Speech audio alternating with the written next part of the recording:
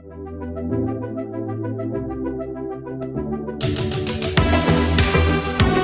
views and opinions expressed in this broadcast are those of the host/guest and do not necessarily reflect the views or positions of any of BXR entities and those they represent.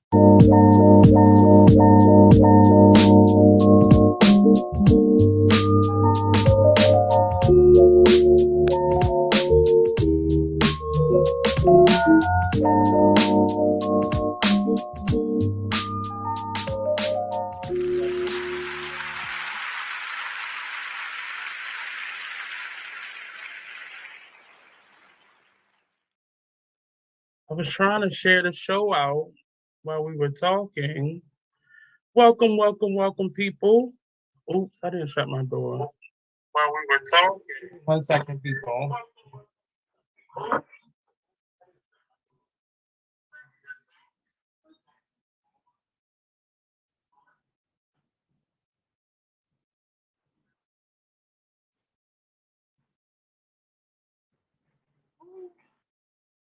I'm feeling much better now.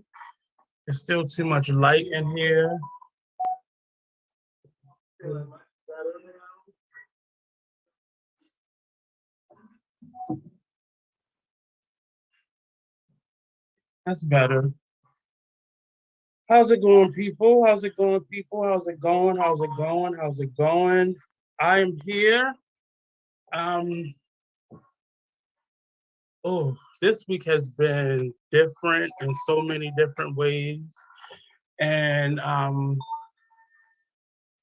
really just focusing on getting better and refocusing my energy and just being a healthier, happier person in life. If you are interested in being on the Artist Exchange, getting your brand seen, promoting your events, your products, your services, your businesses, definitely hit us up at either the Artist Exchange Radio Show at gmail.com or at info@beexposedradio.com. We will be starting to have guests in the September month. August, it will just be myself, and Blue may not be here today. He is a professional, so sometimes he's called for work after hours, some after hours positions. But today is it's a free day, and I'm not gonna stress myself out. I woke up Wednesday and I had um, a stiff ankle, and it was really around my Achilles heel. And when I went to the emergency room last night, they said it may just be stress because nothing looked strained or sprained or broken. And I may have just overused it. We have been moving in. I have been moving in the last week. So Friday of last week was my first day here fully. And it's been about a week or so since I've been here. And I'm really just excited and happy and just excited and happy and grateful. I think gratitude is something that I am full of right now, and I'm really excited about all the many possibilities that this new turn, this new space, this new beginning is given to me, and I can feel it already. Shout out to all the people that continue to support me. I had a number of people come through here today. Miss Natasha uh, uh, came through here. Miss Natasha Pratt Harris, Dr. Natasha Pratt Harris came through here today and showed her face and support. And I just feel this a new opening. The test is real, and I feel like I've definitely been tested a lot over the last couple months, especially recently in the last month. But I'm really excited about just all the possibilities. I'm getting to work with some really phenomenal artists and models and professionals. who is calling me? Um, Professionals in the last couple months. The models for Baltimore Fashion Week have been phenomenal in terms of their attitudes. We've had a couple, you know, not so professionals, but even within that, um, things have definitely begun to turn around. So just thankful to many of them who have been participating and just doing what the job has required. So I'm really excited about what that means and how we will all be moving. So that's it. Today I want to talk about a couple different things. It's crazy. Bonnie has sent me a song that I realized who I thought created it was not the creator. And I'm gonna look into that because I never knew that. But he sent me Deliver Me. And it was supposed to be a duet between Brandy and who was the other gentleman, Marnie? Um, Sir the Baptist. the who? Sir the Baptist. Sarah the Baptist. I need you to get that name.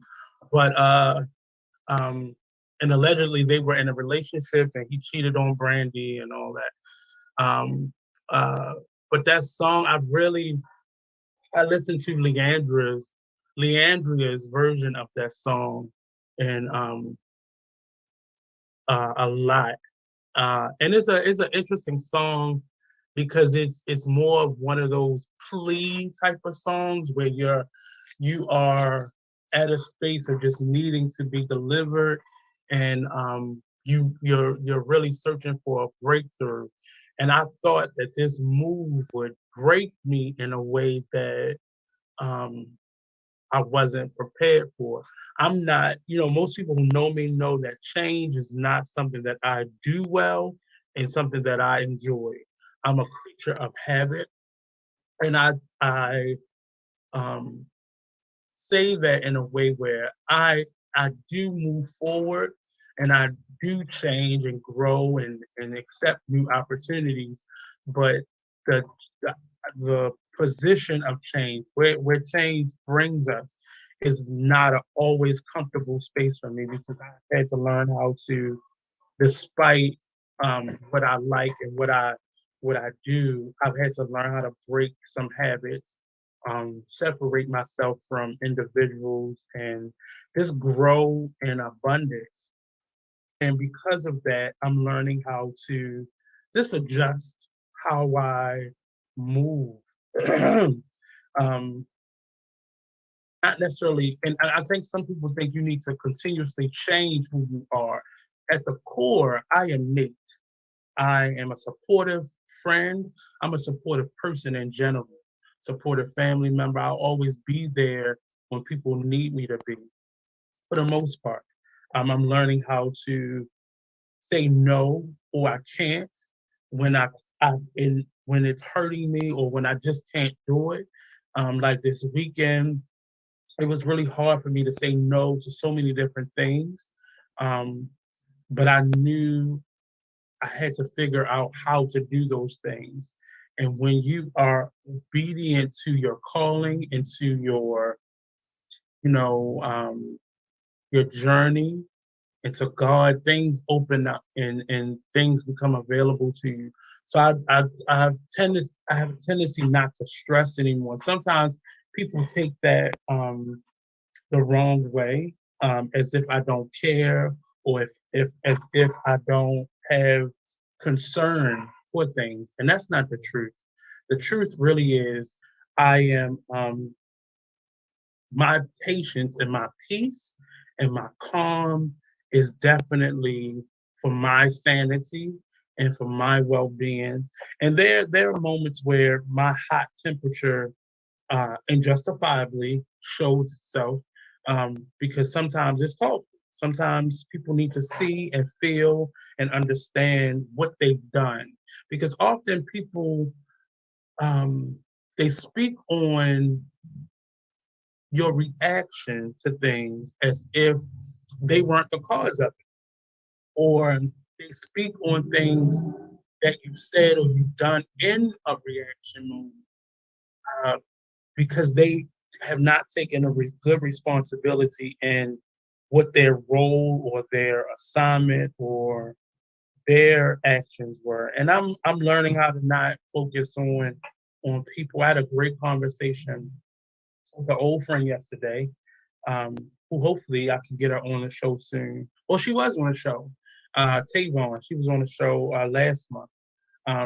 And we had a nice conversation just about holding on to things.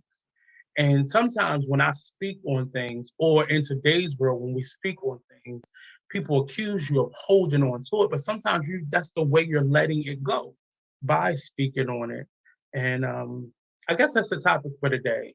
Just speaking on the things that you need to get rid of. You know, is it healthy to speak on things, and when does it turn into a non-healthy thing? And I'm learning that in this struggle. I knew this year of my life would be very difficult because 29 was difficult, 19 was difficult. Um, because those times were always 19 was my first year away from home. 9 was coming from this safety net that elementary school was for me, and going into um, a middle school where I had to mature and grow and be different and start doing things on my own.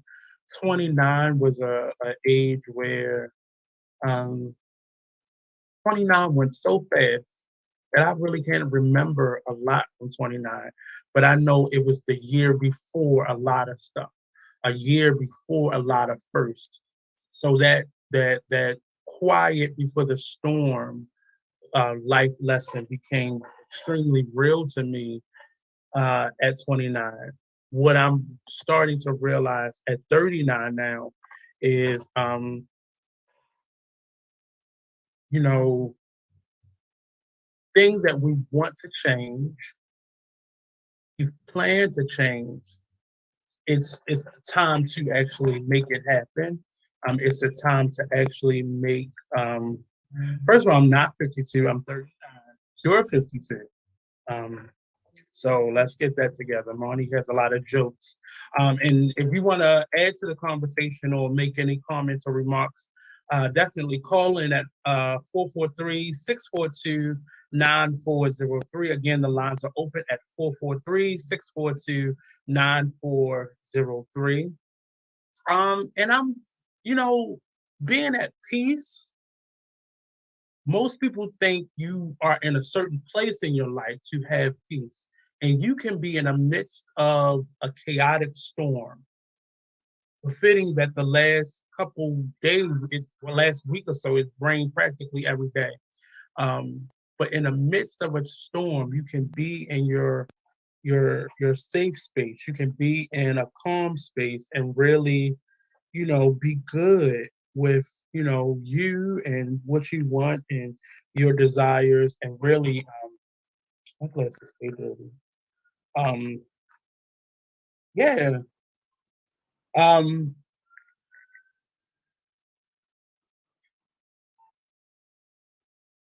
I don't know. I just a lot of stuff I don't want to talk about anymore, but I think the lessons from it have been so beneficial to me and been so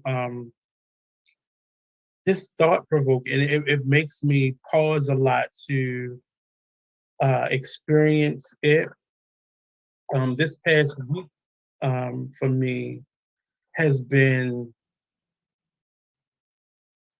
it hasn't necessarily been a lesson. There was a lesson in it, but it showed me yet again how resilient, how strong, how determined I am. Having to get around with my Achilles heel being so inflamed. And part of me was like, Nate, you gotta sit down, you gotta, let it heal. And the other part of me was trying to figure out creative ways to get the things done that I need to get done. Because typically, when stuff like this happened, I would shut down, I would cancel stuff. But I had to realize one or two things. So if something is killing you, stop. But sometimes you have to, pain will focus you to refocus your energy. I'll say that again. Pain will force you to refocus your energy and focus on the things that mean the most to you. So if you're in a space of doing things creatively for yourself, and in terms of what I'm doing right now, how do I get those things done? It's easy for me to say, you know what, I don't feel like doing this, or calling up saying, hey, I'm not feeling good. Let me just. But it's sometimes it's the moment. Sometimes you're absolutely right to take a sit back. But there are other times where you have to just muscle through and figure out how to get through in a moment. And I've been blessed with a lot of individuals and circumstances that have allowed me to just move forward. And there's typically things that I did not want to do that I chose to still go with that have been the most beneficial in my life, aside from the individuals that I've been blessed with. And friendship means more to me now than it ever has, because calling somebody a friend means that they are there for you, not just when you need something, but it just something that's just happened, and it just happens in a moment.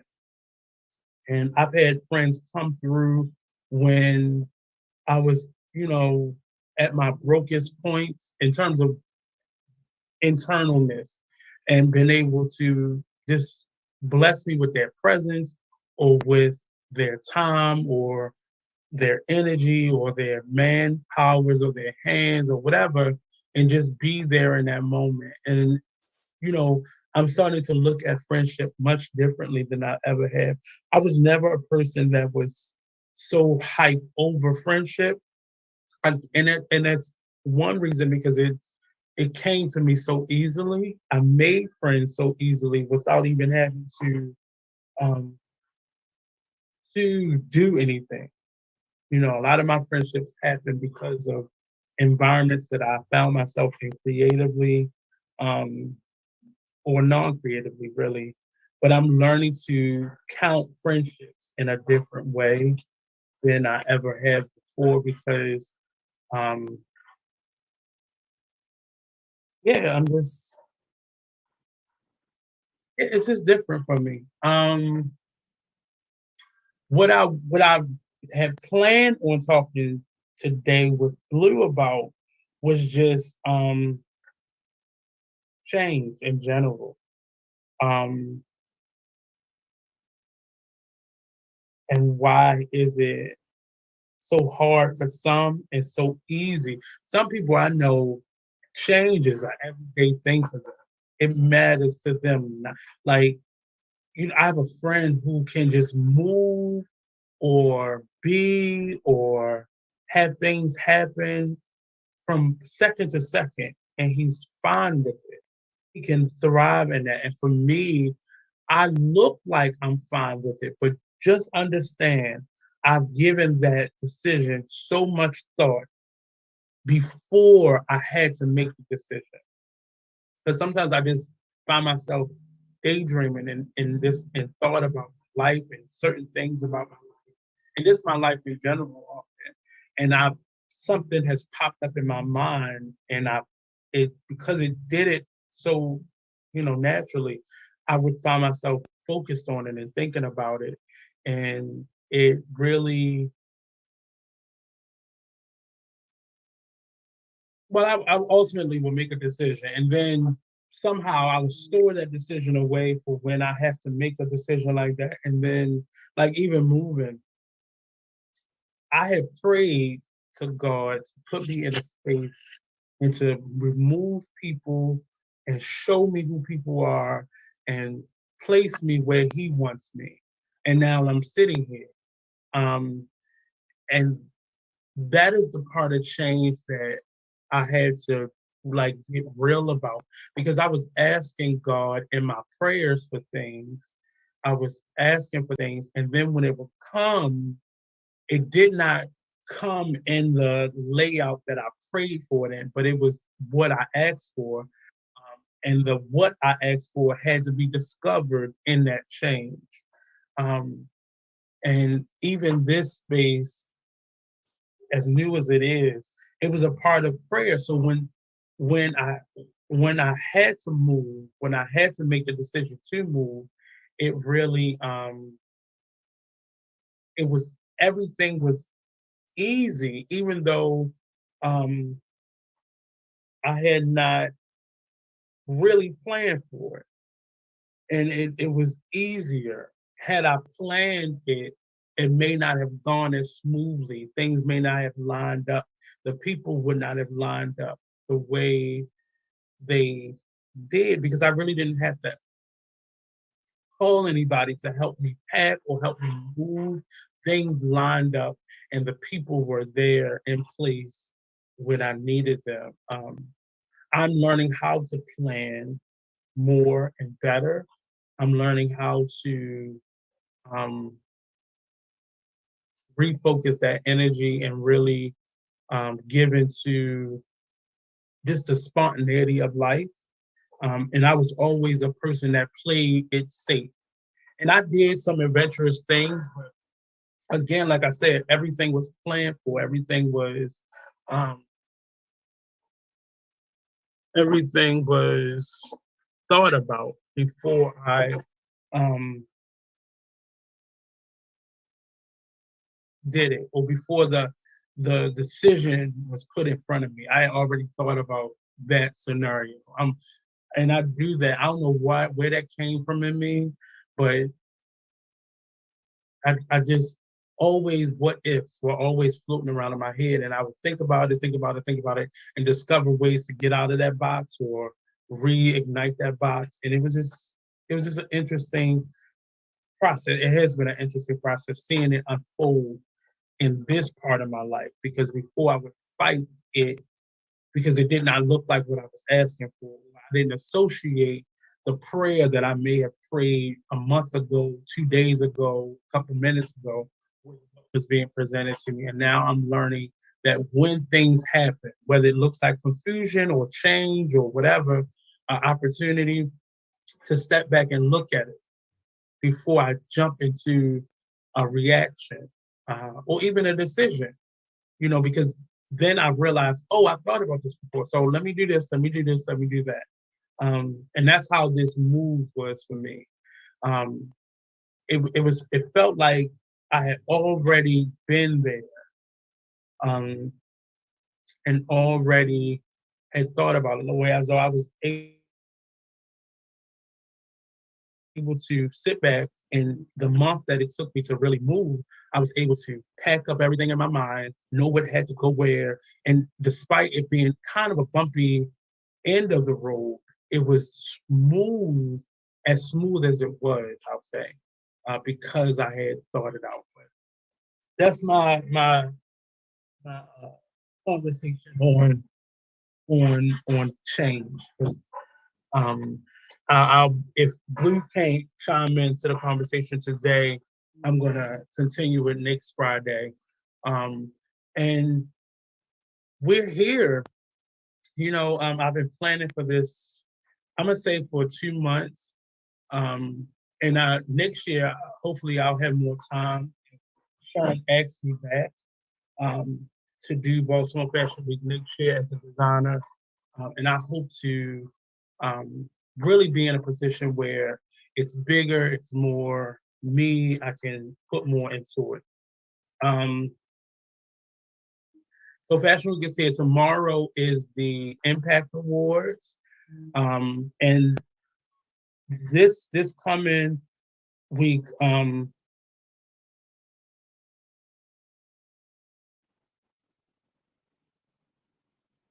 This coming week we're starting Fashion Week. So this coming weekend is really busy for me. We have Baltimore Fashion Week. Um, I'm just messaging. So Baltimore Fashion Week starts tomorrow, the 13th, um, with the Impact Awards at Center Stage. Most of the events will happen at Center Stage. Uh, I also am supporting one of my friends this weekend, see Natasha Richburg. She's an author, and we'll be going to an event for her tomorrow as well as in the morning, I'll be stopping by the Peel Center, which I haven't been at in a very long time, to their grand reopening of their space. If you forgot, the space down on Holiday Street across from City Hall and the Municipal Building has gone through a couple years of renovations. It started a year before the pandemic and it's just finishing now. Like, I think that's 4 years of renovations. I think it's been 5 years of renovations actually. So I'll be there uh, Saturday, those three events. Sunday, I get a little break. I'm working on a production that's coming to its close, actually, with the You Thought I Was Here project, and we have our first official day of rehearsals for the process on this coming Sunday. So we're now in a rehearsal process. We'll be doing a podcast introducing you to the cast soon. That'll be promoted soon. Um, and more information on tickets and all that stuff. And it opens in November. So the great thing about planning ahead is that it's easy to unfold the plan. And it's a better strategy. Monday is the actual off the rack portion of Baltimore Fashion Week. So it's the second day of Fashion Week, technically, and we'll be down at Center Stage again. It's myself. The show opens with Rashad Bateman. He's a Baltimore Raven, and he'll be debuting some samples from his soon-to-be clothing collection. Then we have Sterling. She is a stylist. Next will be Sharon Nixon, actually the founder and owner of Baltimore Fashion Week. She'll be organizer of Baltimore Fashion Week. She'll be displaying her online boutique, some fashions from her online boutique.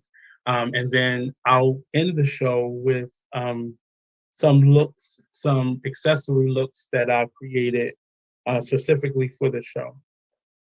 Tuesday, we'll be down at the Be More Scrap. Again, this is one of my favorite art spaces because it's more like a thrift shop. And people who know me know I love thrift shops, but it's like a thrift shop for art supplies. Art supplies can be very costly, buying them at retail prices, even wholesale prices.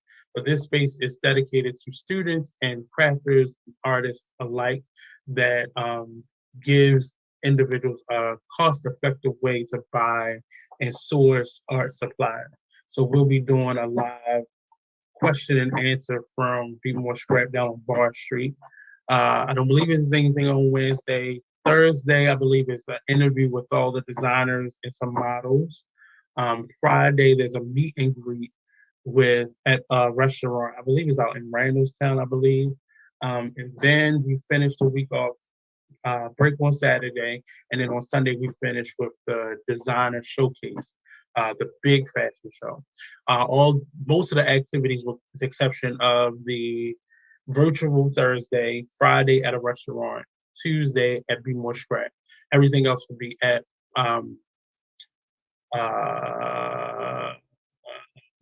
my mind is going blank. We'll be at Center Stage down on Calvert Street, 700. I think it's 714 North Calvert Street. So come on out. If you go to our social media pages for the Artist Exchange, for Vash Top Blue Jewelry, for me, Artist Nate, on Facebook, Instagram, now TikTok, some TikTok, you'll find all the information for Monday's show, and then I'll be showcasing all the other events as we continue throughout the week. So yeah, I'm pretty excited. But Monty, are you there? Did you get my message? Oh, yeah, I'm getting it set up. I heard. I see Okay. it. But if you want to promote, you want to market, you want to advertise, hit us up, the Artist Exchange Radio Show at gmail.com. And we will we'll be glad to help you with those marketing. I'm sorry, my mind is just blanking right now, and I don't know. But I'm very excited about what's to come and what we're doing. So we'll be right back on the Artist Exchange Radio Show. I think the commercial break is actually for Baltimore Fashion Week. So check it out. Get your tickets for Monday. I've been working really hard. My models have been doing a phenomenal job of being patient and being professional and being poised. My favorite three P's: P's to professionalism. And yeah, so don't go anywhere. We'll be right back here on the Artist Exchange Radio Show, only on BigXposRadio.com.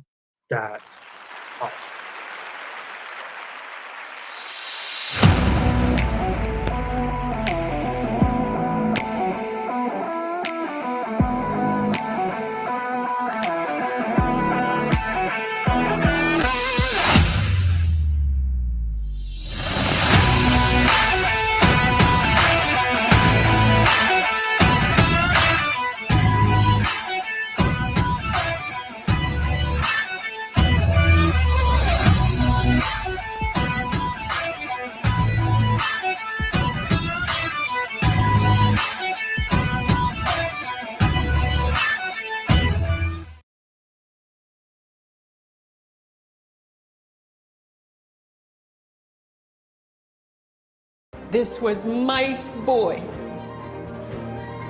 Emmett Till. I got a letter today from Auntie Lizzie. She said Bo's been working the fields. I can't imagine. Oh, he just doesn't understand how different things are in Mississippi. Are you listening? Yes. Be small down there. Like this? Emmett never thought anything would happen to him. Eat the mommy, Simmy! Ow! He just wanted to go on vacation and have fun with his cousins. But if my son could just get his feet back onto the Chicago soil, he'd be one happy kid. I don't know why I said that.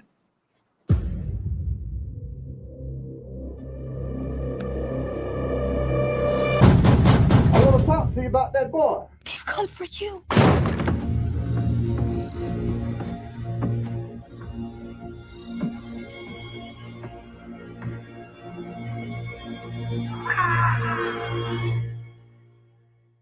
It's hard to describe what a mother knows. The first thing I noticed when I became a mother was that my hands were busy all the time.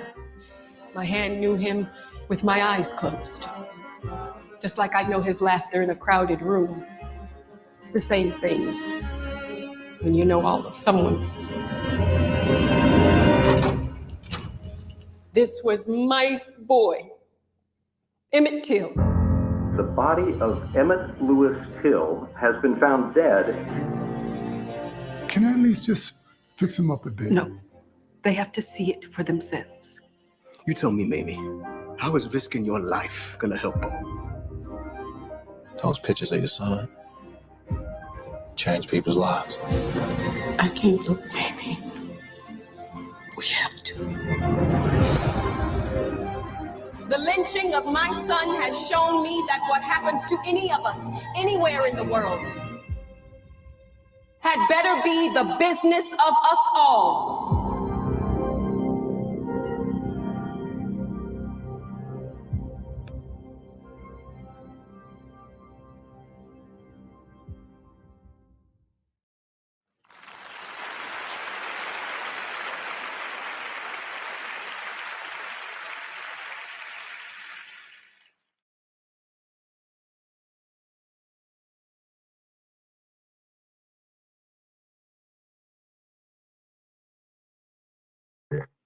Welcome back to the Artist Exchange Radio Show here live only. Who is Naja Dorsey? Welcome back to the Artist Exchange Radio Show. Here live only on Be Exposed Radio. Oops. I can't. Okay. I'm just gonna show up like this. So joining us right now is Miss Chastity of what's the name of your show again? Oh, you better live. And that's what it is because you know you do live for me. You better live That's it. every Thursday. Every Thursday. I managed to watch most of her show yesterday. And I mean you were doing it. I still need to know where you got those monkeys from. Because I told you I'm gonna get you some, so don't even worry about it. You got some hot topics on your mind right now? Everything is hot going on, Nate. Not necessarily. I was looking at some updates on, the recent homicides here with the young lady who lost her life. So that was just something where I was just stuck in the moment, actually crying, because that is definitely just, one of them trying moments and times here in Baltimore City. And I'm just at a loss for words. But I just was coming to join you today. Well, I appreciate you because I really needed you today because my co-host is not here. So I'm gonna ask you to go. I don't know why you sense it. You can see half my face, right? You gotta move over some or turn your phone or the other way. There you go. There you go. Yeah, I'm on the laptop today. Oh, okay. So I'm gonna ask you. I was about to take another break, but can you get into that topic? And I'm gonna join you. What's that about the young lady who lost her life? Mm-hmm. It is just unfortunate, I'm Nate coming from a background and working with an organization who, advocate for youth. My attitude about it has always been in a position when it comes to, kids and in the justice system was for them to, receive services versus being detained and that aspect of being institutionalized. But I do also recognize, I never could understand when I worked with some of those children, I would go down to the courts and the parents would say, I'm done, or I'm tired. I'm done with them. You deal with them, Miss Dorsey. And I never really could get that concept of that thought. But, people are tired. And I don't know, my heart is just heavy right now. First, I would just like to say my deepest condolences and thoughts to the family of the young lady, Miss Strada. Also to the young man's family. I know that they're going through some things too. But it's just an unfortunate, a devastating situation with both the victim and the perpetrator being children. It just touches a soft space in my heart in regards to this. I just seen the family speaking out. Whoever was the young brother, I believe is the cousin or something, speaking on behalf of the family. He did very well and verbalizing and communicating what their concerns were. I was very impressed. It's just unfortunate because some of the things that I'm hearing is that what we know in our Black culture and in our society is that when our people transition, it's always some foolishness, it's always some messiness. People tend to make the loss of that individual about them versus, what's exactly at hand. But it's just so much going on with that situation, in addition to all of the other situations that we have here in Baltimore City. And it's just, it's devastating. It definitely saddens me. Like I was speaking, not when they walked away, but just like I was saying that me coming from an organization who advocated diligently for kids for over a decade, for children not to be detained. I went down in the courts, down DJS, vigorously. I was known for that personnel of that company that I work for to go down there and wholeheartedly push for these kids to be released push for us to have the opportunity to work with them and connect them to resources and kind of act as a mentor and help them along the way. However, I guess I'm no longer in that field. I just left, actually. But the prevention side of it, and I guess I would say the intervention side of it, definitely needs to be increased. Currently, how it's set up is like when a child sometimes can't be connected to those type of services and support until they do commit a crime or they do something that is, illegal, may not necessarily be criminal, but deems them necessary to have any type of involvement in that system. But for over that decade, I've heard parents, guardians cry out for children who they consider were trouble or at risk to potentially be involved in that legal system as a juvenile, and it's no help for them.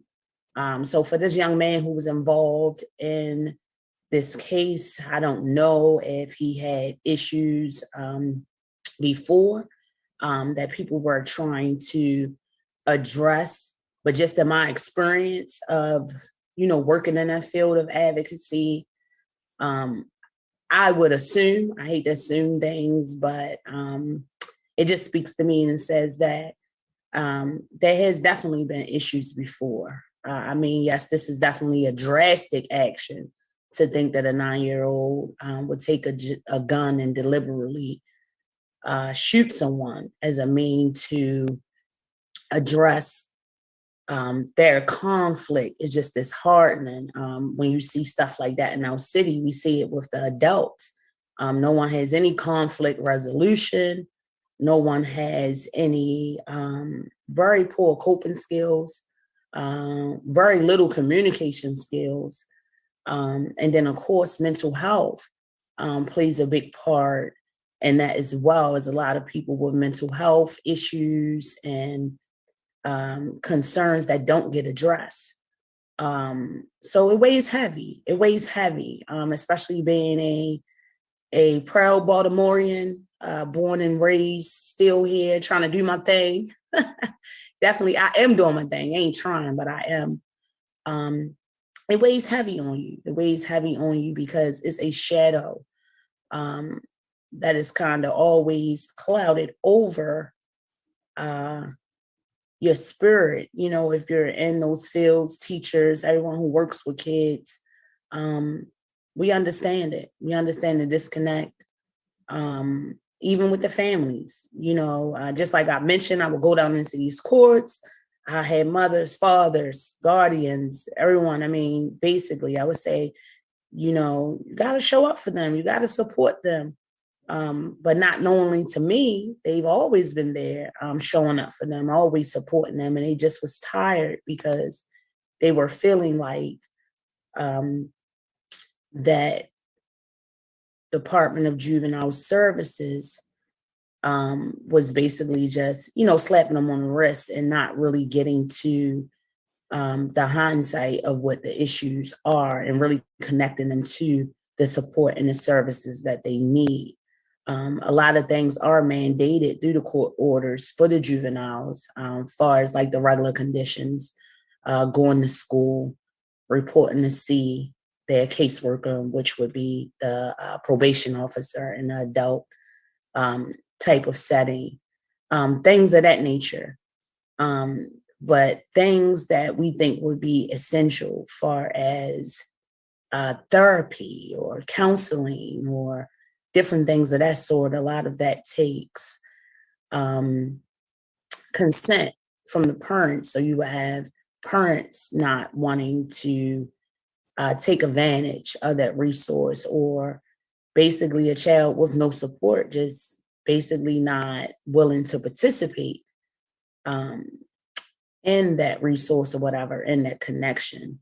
So it's a lot. I just was looking at the update. It was running through for that. I don't want to mispronounce her name, but I believe it's Nikayla Strader, and I just was here and I was crying my eyes out because it saddens me. All of the questions that the family is having about the murder, about the situation. It's been so many families before who have had the same questions. Just different victim, different perpetrator, of course, different age, but this is what happens in our city. And I guess that's the most disheartening part of it, is that it should not be happening so frequently. I guess it would be foolish of me to say that it would never happen. But the fact that it happened so rapidly here in our city, and now it happened in this manner with these young children, is just really, really troublesome to me. I apologize, guys. I'm on here holding it down for Nate the Great. I got Cinda. I know y'all hear my background. Know what's going on here. Hey, Nate.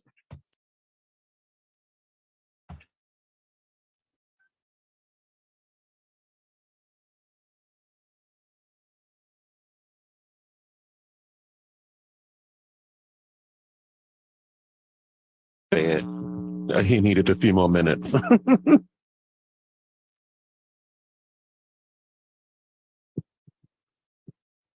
Can you hear me, Chastity? I can't hear you. Can you hear me now? Oh, there I can. Okay, there you are. Okay. He needed a few more minutes. He had an emergency in his background, so he had to step away for a second. Oh, okay. So it's on a break, right? No, we still live. Oh, we still on live. Okay. But we So are I'm going to just take talking a let's see if we can do that. We can take a quick commercial break real quick and come back and talk more. Yes, come back and talk more with Nate Couser on the Artists Exchange. I'm excited. I'm a special guest tonight by default. All right, let's do this one. We'll be right back.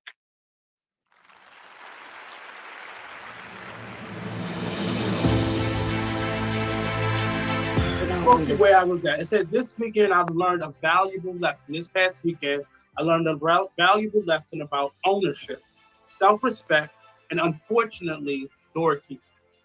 Ownership is the key to Black freedom, meaning we have to begin to own the platforms that we use, like Be Exposed is Black owned.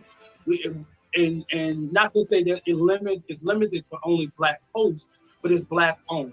So other stations that wanted me to come to them before I got here, it did not feel welcoming. It did not feel like ours, even though they had Black faces at the Y'all heard them. Y'all heard them. This is the culture I create. Come on. Some people, you give them an answer, and they didn't. But ownership is the key to Black freedom. Self-respect is the key to protecting ourselves from poor decisions.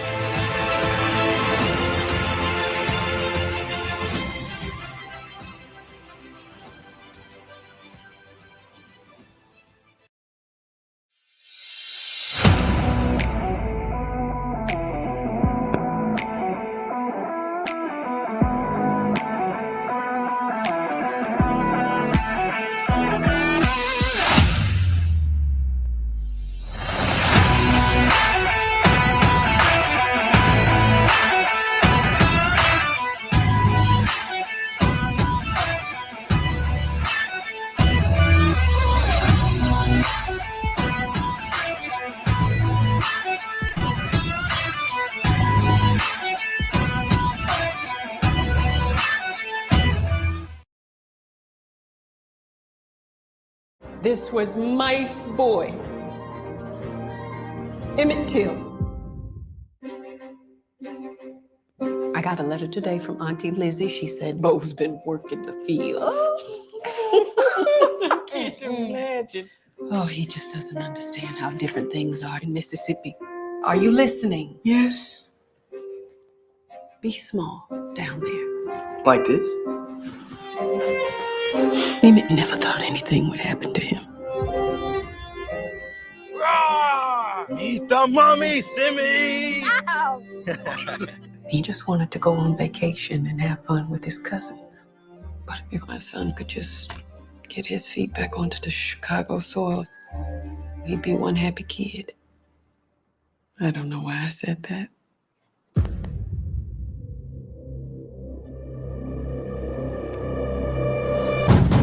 I want to talk to you about that boy. They've come for you.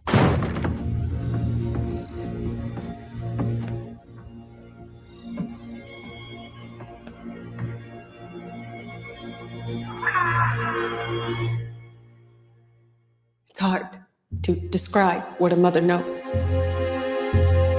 The first thing I noticed when I became a mother was that my hands were busy all the time.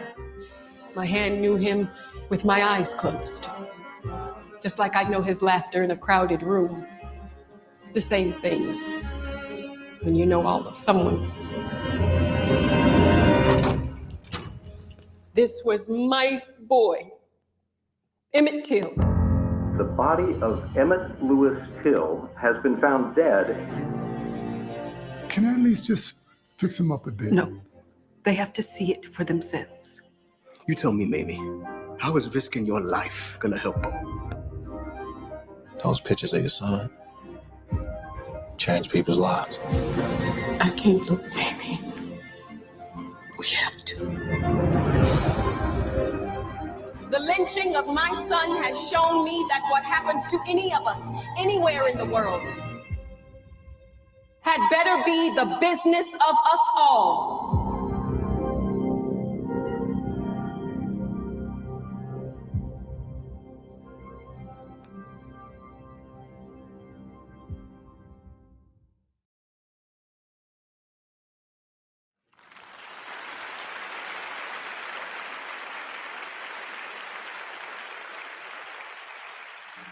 Well, Nate's still not back. Okay, well, just like that. But hey, guys, y'all are live right here on Be Exposed with Nate Couser on the Artist Exchange. When I was just viewing, before I joined, I heard him talking about quite a good topics. But I am enthused to be on here with him tonight and talk that talk. Because Nate definitely. And I wish I had something to talk about. All just the stuff that I got is like really down. Because I don't know. What was you were just saying? Yeah, before we went to the break, you were talking about a situation that happened here. What was that about again? Yes. That situation was about the young girl, 15 years old, Nikayla Schrader, who was shot and killed by a 9-year-old boy. I don't know his name, of course, for obvious reasons. They're not disclosing his name. But what happened and what early was reported is that it was an accident. The way that it was being reported by the police commissioner was that a gun was dropped and it discharged and it produced that fatal shot that took the young lady's life. However, I'm looking at updates through Fox 45 online of the family speaking out. They started immediately after basically saying that it was not an accident. So the last update that I just now was watching was very concerning. The family was speaking of an experience of the detectives following up with them and basically, showing no compassion, basically treating them as if they did something wrong. Of course, there's a lot of outlash, a lot of things being said online that from extended family members, extended friends, people are all entitled to their opinion. But on an update, the family was basically just saying, because the family said that they did not receive any condolences from the young man's family. And it was really crazy. And it saddens me that the family reports that the detective said to them, well, why would they? Why would they apologize the way that y'all are acting online? And I'm like, really? Like, so just knowing that this family is already going through massive grieving due to this sudden loss, it's just disheartening to know that Baltimore City Police Department, even in a situation like that, their conduct, their temperament, their follow-up is questionable. Mm-hmm. You know, regardless of what, I would think that they will understand if things were being said or whatever online that weren't pleasing or whatever. It definitely to the family at this moment is just. I would think they will understand that from a place of the mourning, and things are going to be said and done that in no way, in my opinion, would be intentional to bring harm to the young man's family or himself. But it's out of that grief. They have questions. They have questions. They're speaking from their experience, from their trauma that they're going through right now. And it's just crazy to me that they would get that type of response from a detective who's coming to provide updates to them about the case. I know that because of the young man's age, they were saying that it did not qualify him to be charged for such crime. But even the questions of, you know, the relative who gun it was, like it was I believe his grandmother, and she worked security and it was her gun.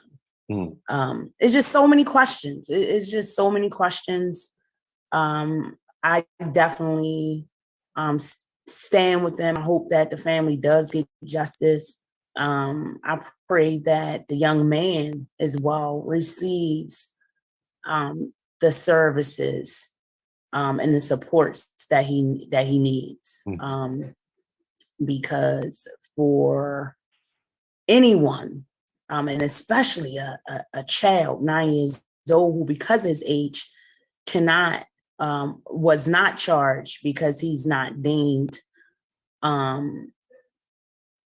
you know, at his age to be criminally responsible for such crime. But it happened. And I don't know. I guess I'm more frustrated that when things happen, it has to wait to it to happen for things to get addressed. But then I also understand that that's the way of the universe. You know, we always talk about things has to happen in order sometimes for us to get to the root of what we need. But it's just a mess. It's just a mess, Mommy. It's just a mess. So this happened in the west side of Baltimore. It was a young lady. The family was reporting that the young man had issues with the young lady, younger brother. The young boy reported to the house that day with a gun, insisting that, I don't think he displayed it, but insisting that the young brother come out the home. But when he went to the home, he confronted the 15-year-old with her friends on the porch, and she told him he's not coming outside. And that's when the gun was drawn and she was shot in her head and killed instantly. Wow. Yes. Nate is back, and then I'm going to step up just real quick to get charged.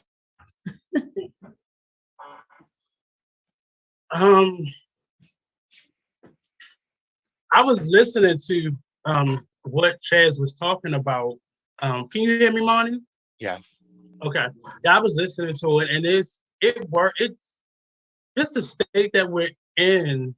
It worries me, but I think, and to your credit, I heard you talking about also yesterday.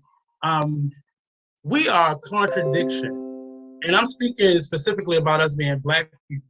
We are such a contradiction because we promote violent movies, violent video games, violence. We promote, violent music. We promote those things, and then we don't see how promoting those things connects it to people seeing those things, specifically young people and children and retarded older people, then begin to mimic those lives. Yes. And don't realize who they're taking with them.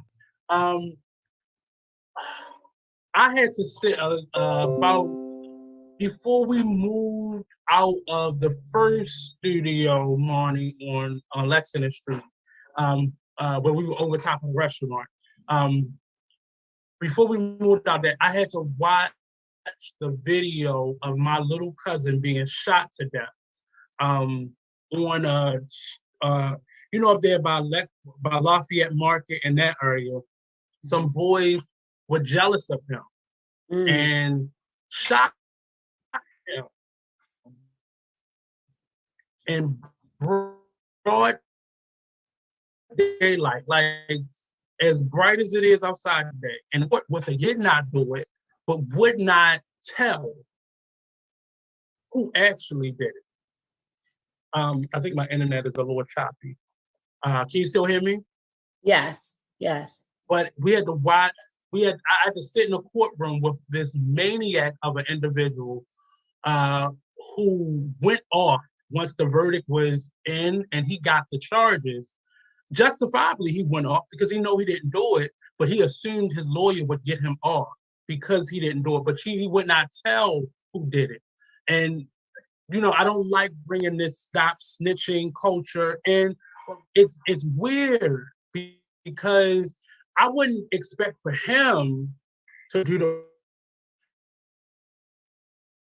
right thing because he was already, wouldn't expect for him to do it, but the everyday citizen that's promoting this stop snitching, or because somebody knows what happens. In the case of the young lady that you were talking about, somebody knows, somebody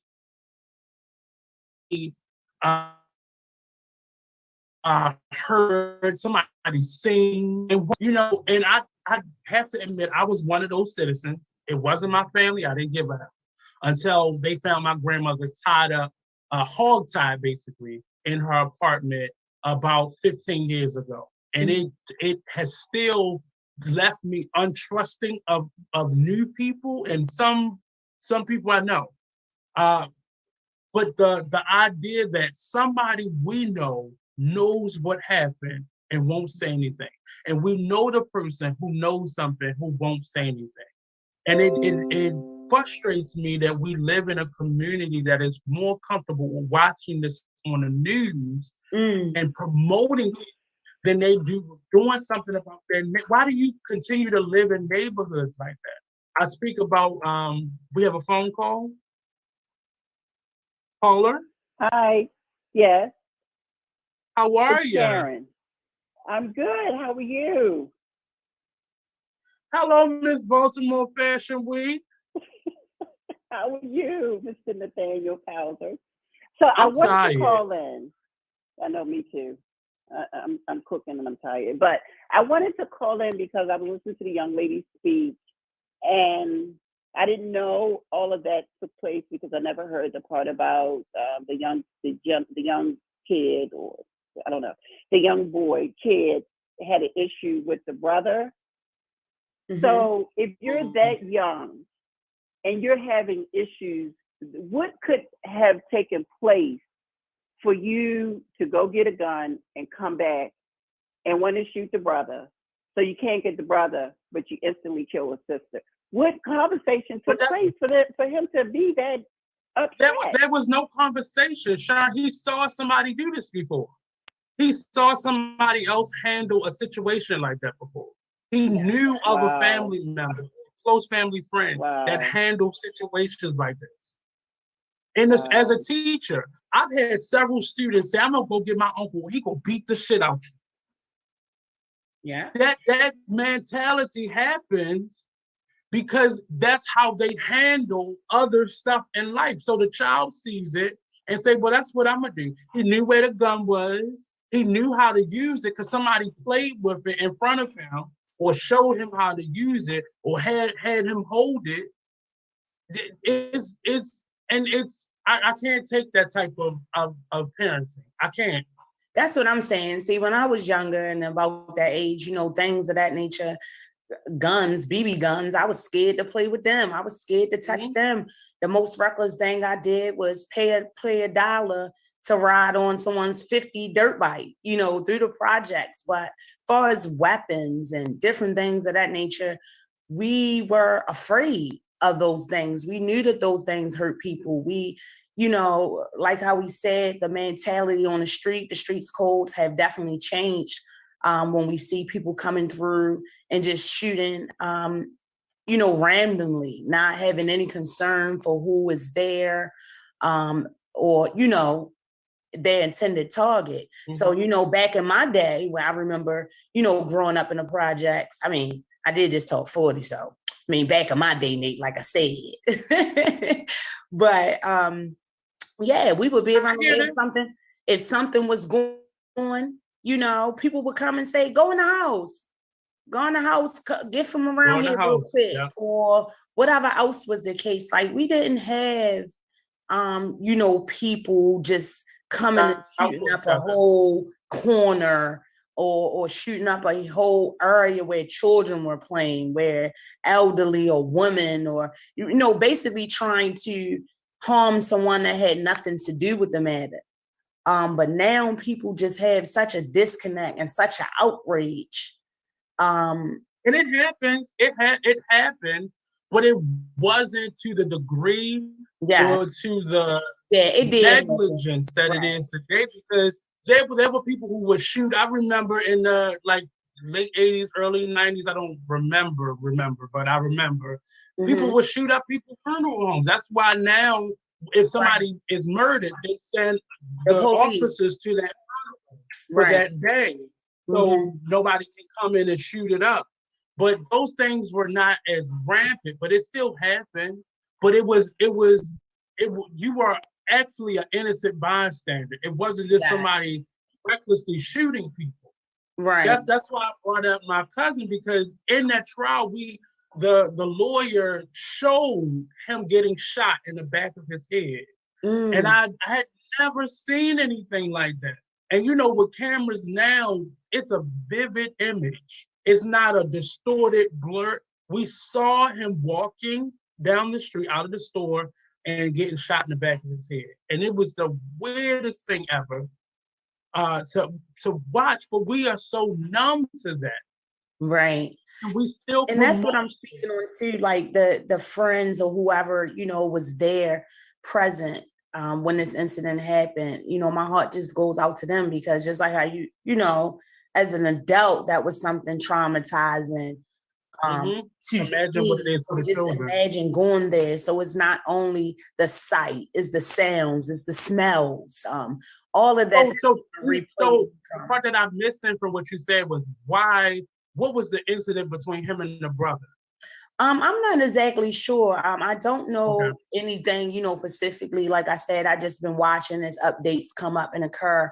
But the way that the story is coming out, that was them basically speaking against what the police commissioner and what the police department has been putting out to the community of it being an accident. So the family just wanted to make it clear that they did have a history with this young man and leading up into the tragic death of the young sister, Nikayla Struck. So I challenge everybody. Imagine what happens in the classrooms. Go to school together. Imagine this was the first, and I've seen plenty of fights. I've helped break up plenty of fights. This was the first school year, this last school year, that I've watched students, and I'm an elementary school teacher, violently beat each other up to the point where the adults have to think twice or strategize how to break them up. I watched a young man throw a chair into my classroom at a student. And not care who this chair was going to hit, but he was so mad, so enraged that he threw this chair at this person across the room and did not care who it was. And I don't want to hear his parents or even the other family's parents make any excuses, because somebody showed this type. The fact that they've had this history, it wasn't just this one young man who shot somebody. It was the unit, because we don't know how it started. We don't know how it started. They're not going to tell us how it started. Right. But I don't want to hear any excuses from the families as to why this happened, because somebody has shown this is to these children, this is how we handle conflicts. Or even I'm gonna go get my gun. I'm gonna beat your ass. Right. And just like the point that you brought up earlier, Donate, a lot of times it doesn't have to be because I can also say that too, because just with working with numerous youth and families, like sometimes, you would assume that it is issues. And I mean, society tells us that of course, children learn from what they're around and their families and stuff. But I definitely seen some children who had very stable, very, very productive, stable homes. But then they had that outside influence. They had that influence through the music, through the television, through things of that, of that nature. So even if we would say in a situation, a kid having parents that are so, strict, but not really strict, but just involved in their children and knowing what's going on. Right. Like now, in this generation, they have so many other entities that can get to them to produce, this negativity in them, to tell them how to address things. So even sometimes if you're right there on the forefront as the parent and you're totally against things or whatever, unfortunately, when our children come in these environments, when they're exposed to different things, even if it's not allowed through the family, things like this happen. So my statement was, I don't want to hear excuse, and I agree with that, because I know some well-meaning parents. But my question always is, how do you handle conflict in the house? Yes. How do you allow other people to come in your house and showcase reactions to conflict? Because that's then how your children then go out and handle things. And it's not necessarily to blame you, but we have to be mindful of the game. What is this this game that I used to love to play, but it has gotten to a realistic expectation that is just beyond. Why adults playing this? In the game, you can go to strip clubs, you can rape a prostitute in the back of the car, Grand Theft Auto. You can rape a prostitute in the back of the car.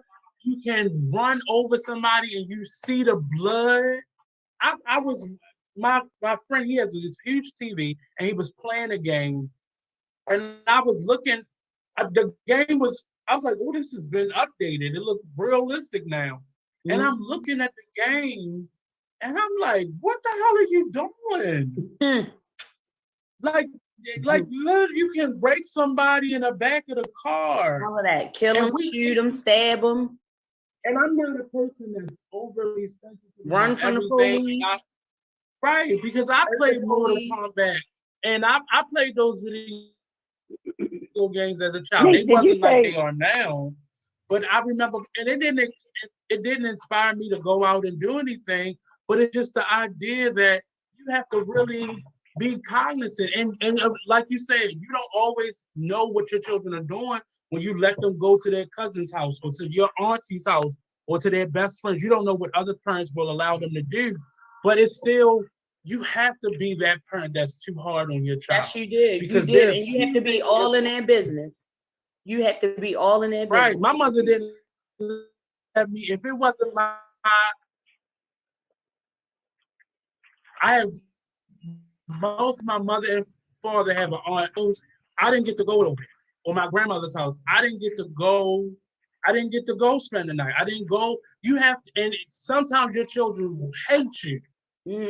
But just know your child will be better off not knowing sometimes or not experiencing things. Like, don't let your children, most rape cases happen at a sleepover or, sometimes at molestation, home. mostly with people that, you are familiar with, family, whatever. A lot of those instances are not done by strangers.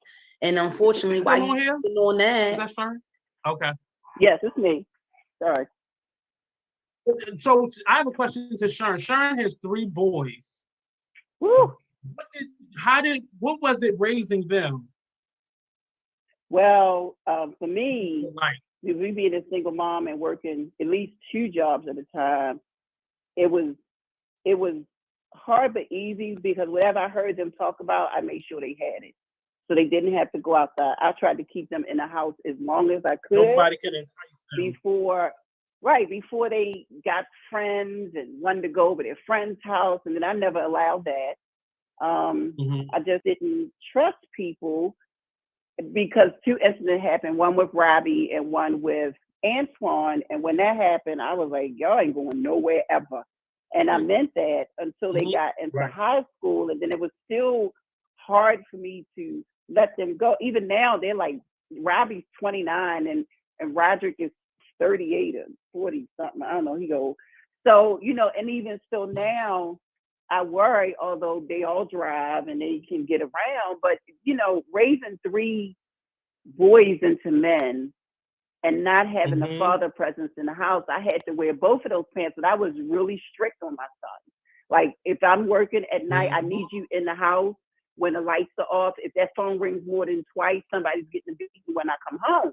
So it was that kind of stuff with them. I had to put the fear of God in my children. Like, they didn't really do anything when they were growing up. Nobody, praise God, the police never came for them, looking for them. And they would, in their travels coming home, they had to bypass that. So while I'm at work and they're traveling home, and they were latchkey kids. So there was no babysitter. You just go in the house and lock all the doors and go in your room and call me when you get in there. You being a single mom, I had to worry about all that stuff. If somebody watching them go home, do they know their schedule? Because my father, when he was raising me, he was always like, when you go look for a place, you got to go in the daytime and nighttime, and always go 3 times, daytime, afternoon, and late at night to see who's around in the area.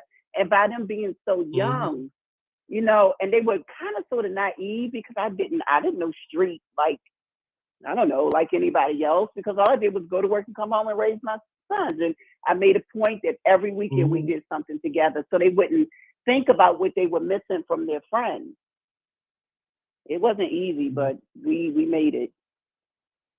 And I remember I was that child, that last kid, and it was hard on me because my mother was so hard on me. To this day, I don't know how to ride a bike.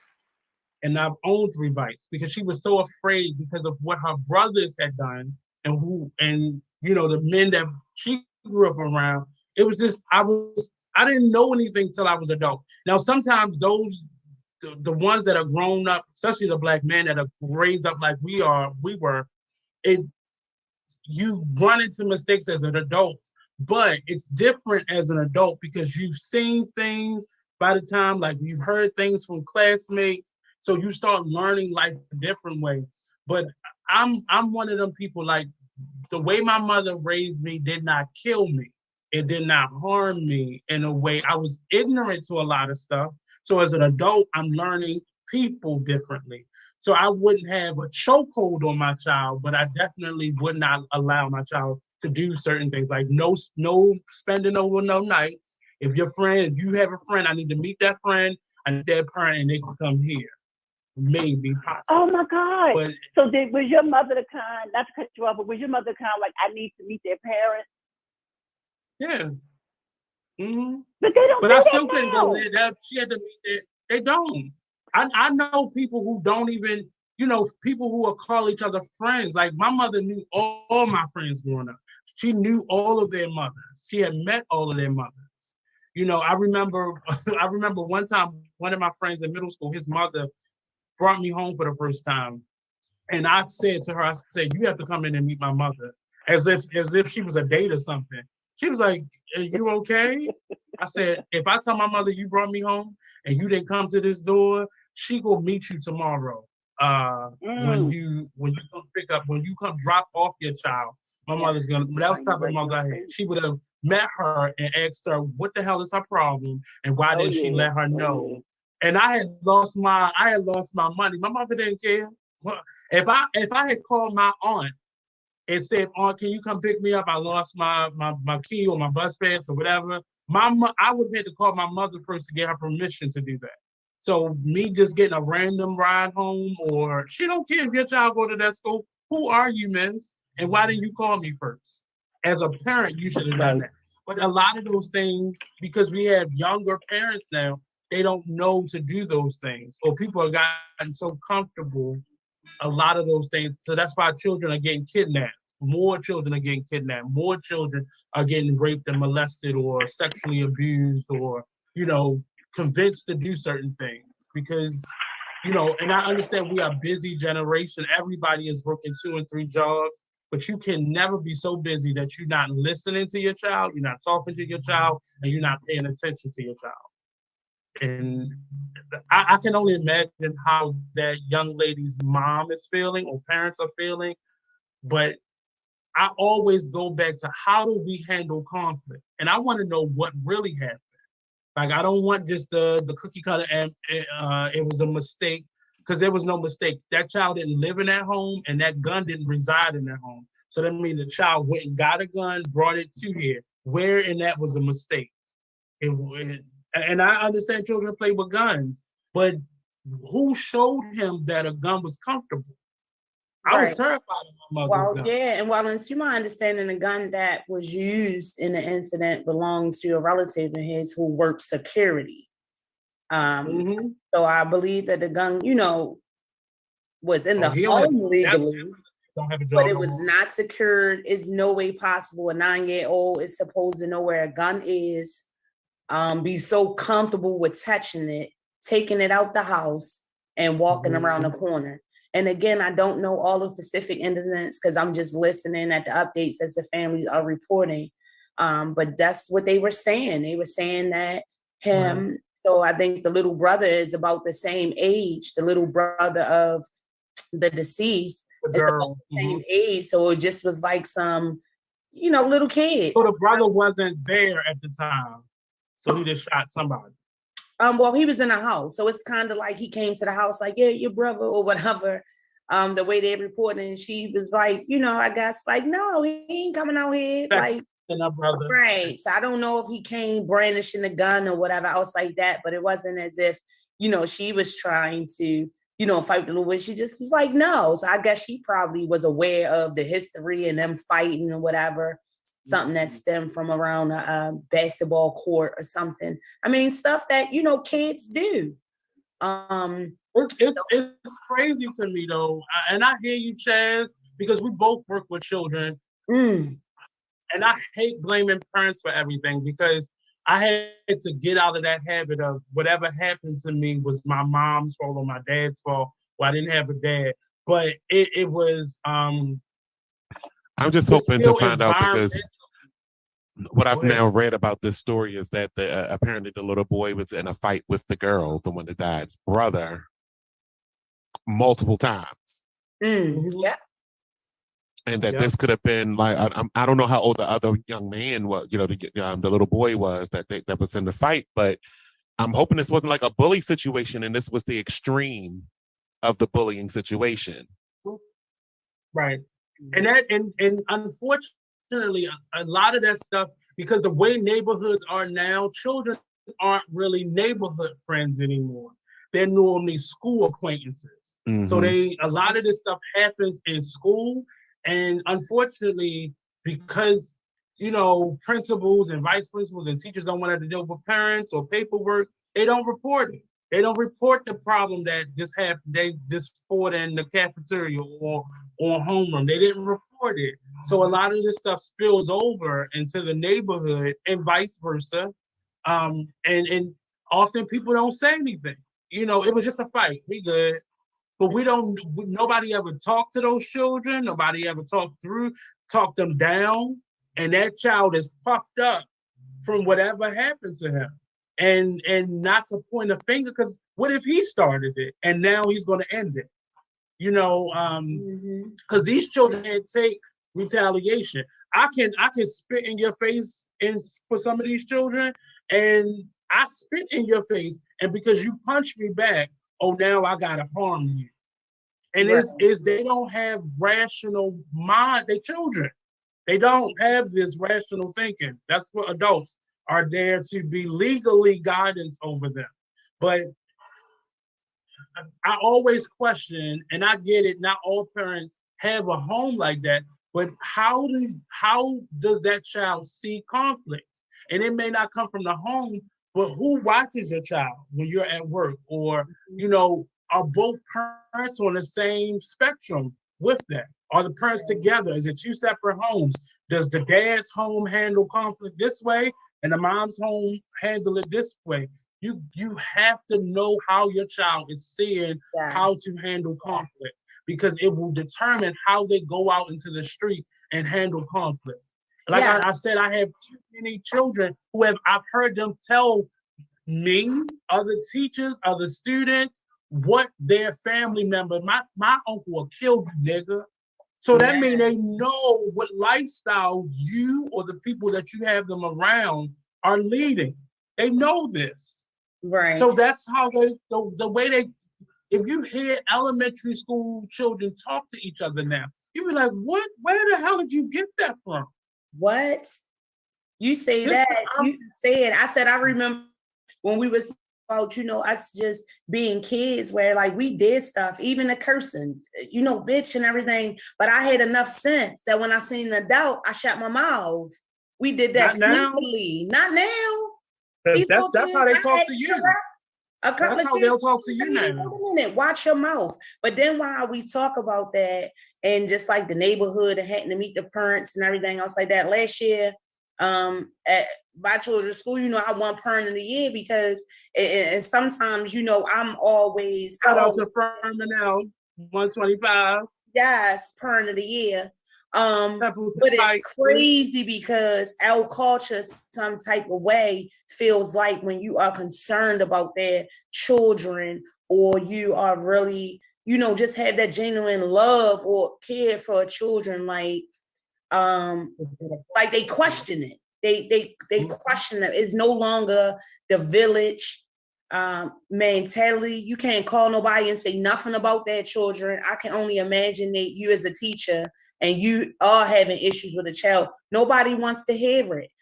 Even in my household, I've been cussed out. I've been cussed out for simply keeping a child after school, and you know that's a mild form of punishment. I ain't put my hands on you. I kept them after school because they couldn't control themselves during school. Yes, and I've been cussed out. I mean, I've been on everything with the Son of God by parents and students alike, grandparents alike. Yeah, I have video footage on my phone to this day, just in case something comes up. Okay. Just in case. Go see them. Go see them. That's where the last threat came from. Yeah. But just like how we were saying that children see it, whatever, you know, me as a mother, I try my diligence to, you know, be on my children, you know, to speak life into my children. But what I was noticing, and now is my philosophy too, is that you can't correct the behavior with the same behavior. So, like, I mean, like recently last month, because, you know, me, I'm a talker.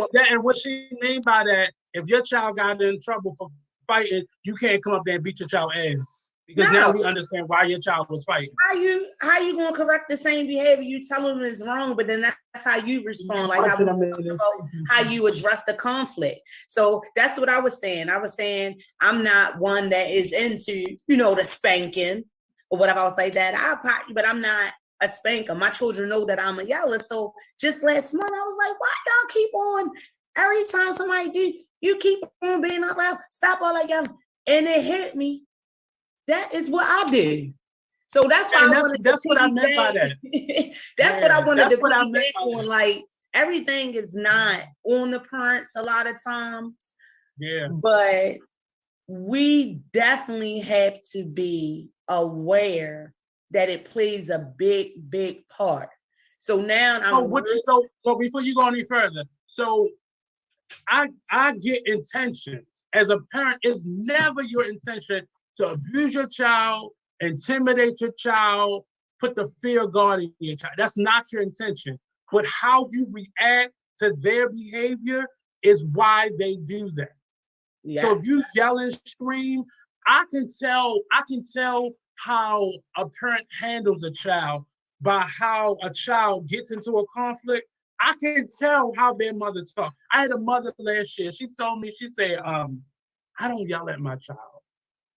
I said, well, the way your child talks to other people, somebody yells at your child. Well, nobody's around my child. And the little girl came to me the next day, like, my mother do be yelling at home. And I was like, why lie? Now you're teaching your child to lie and be confrontational by yelling at people. And it is, I know it's not her intention, but how you react to stuff. And you just said, I had to realize I didn't hit him, but I yelled at him. Right. So that's how they learn how to deal with conflict. Yeah. And it's not that you are a bad parent, but we have to, like, yelling does something to me because my mother was a yeller. Yeah. She was a 5'4" yeller. Yeah. And today to hear, now I'll argue. And I'm a 5'2" one. Right. But to argue back and forth, I'm not for that. I can't do it because I know, and when I catch myself in it, I gotta go. Yeah. But that's something that I picked up from her, and she's not a bad mother because that's how her mother talks. I know my grandmother. I know that's how she thought. But it's just still the same. Children watch what we do. They watch what we do. They don't care what you say to them. They watch what you do. And children are good at saying, well, that's not what you do. Yes. And I even had to start taking a moment, in my parenting when it comes to correcting my children to basically take a moment. Some stuff, I just gotta let it happen and come back later and address it. Not that it's not going to be addressed, but to make sure that I'm addressing it in the most effective way and not to put, that frustration or whatever that I'm displaying or whatever on my children and everything else like that in that moment. Sometimes I had to step away from it. And like for the last, I was 18 months, my kids be shocked, like, Mom, like, what you gonna say? Because they so used to me being right there. Hold on, wait a minute. Even I'm like that. I'm like that with my mother. When I see her, like, so she had a number of foster children after me once I got grown. And when I see how she deal with them, I was like, you gonna let her talk to you like that? I find myself, when I see them doing that, reacting how she would. When I see her just letting it go. We're not doing that shit. Fuck that. And that's what comes out my mouth. And she's like, nay, and then I'll be mad that she get mad at me. But I'm like, this is how you raised me. And then I'm in my mind like, well, that's why you responded this way. Because that's how she raised you. So you learn that way. And I hate doing that, but it's just, you have to be really cautious because you pour into your child what they'll eventually be. Yeah. And how they'll be. More importantly, how they'll be. And we don't realize that. And I was the one that's not accustomed. My sister is a sailor. Mm-hmm. And I remember my mother walking in on her one day and she was cussing and I'd never forget that day. But my mother kept saying, where did she get that from? And my great-grandmother was like, you bitch. Yeah. And I didn't even, it was funny in a moment, but my great-grandmother was so mad that my mother was just that off-putting by it. Like, where do you think she got it from?